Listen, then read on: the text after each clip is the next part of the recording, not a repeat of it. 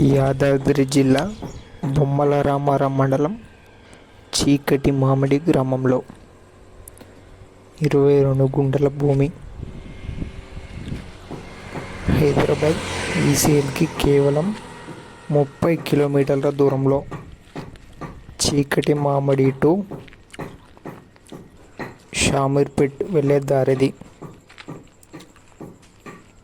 ECL నుంచి 30 kilometre towards road Keesara ఓవరా to Yadadri వెళ్ళే రోడ్ ఇది. చీకటి మామిడి ఎక్స్ రోడ్ దగ్గరలో 22 గుంటల భూమి. 7 లక్షల గుంట small negotiable. Mango trees, rooms అవైలబుల్లో ఉన్నాయి. Double road bit.